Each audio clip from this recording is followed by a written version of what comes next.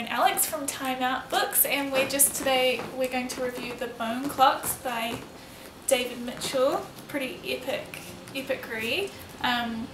It's quite hard to describe what it's about, but I guess it's a lot of things. Yeah. I would probably put it in the David Mitchell Cloud Atlas category. For sure, put it in that category.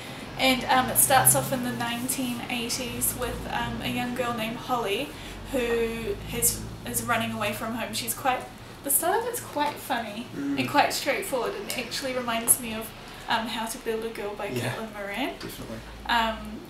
But then each new chapter jumps 10-20 years until you finish off in 2040.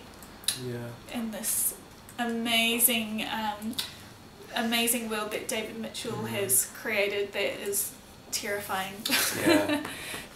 Like so many of his other books, like Cloud Atlas in particular, he goes out of his way to create some very fascinating different histories and places and events. Like, I think this is a book that is, it's about people, it's about richly developed characters, but it's also fantastical, and I'm not going to spoil what that kind of magic might be, but it's like Cloud Atlas. There are things that happen in here that kind of defy explanation at the very beginning. You're wondering what kind of world this is where some of these things can happen.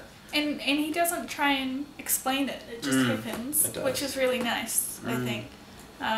And I think the future worlds that he creates are really well thought out worlds based on what's happening in today's world, and freaks me out a little bit. Definitely. I mean, like you could say it's like on a similar spectrum to something like The Children of Men or something like that, where it's like, it's scarily close.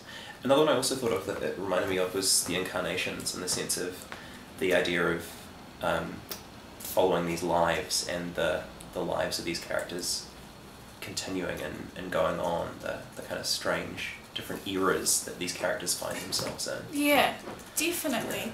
And this one character pretty much carries the whole story, but she takes little breaks at times, and other characters jump in to describe a period, which I think is really nice. I think his voice of how he has the voice of this woman, Holly, from a teenager through to an elderly woman is absolutely incredible.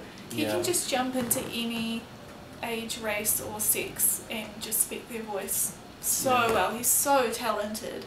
I just think it's just an epic read, but it's quite hard to even say what it's about. Well, without spoiling it too much. One thing I think we could definitely say is that for those who've read a lot of David Mitchell's books, they will be familiar with his love of connections and sort of meta stories that happen between his texts as well. And there are things in this book that you don't need to know are related to the others, but if you have read all of his other novels, you will be amazed and very enriched, I think, by reading The Bone Clocks, which reaches out. It's like he gives you little pats on the back. Yeah, definitely.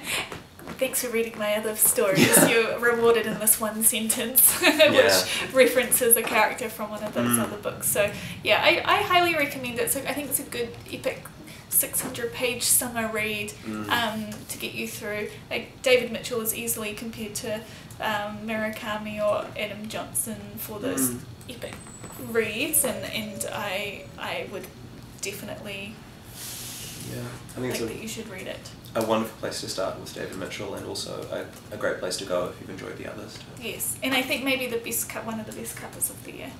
Yeah. Stellar. Yeah, so highly recommended.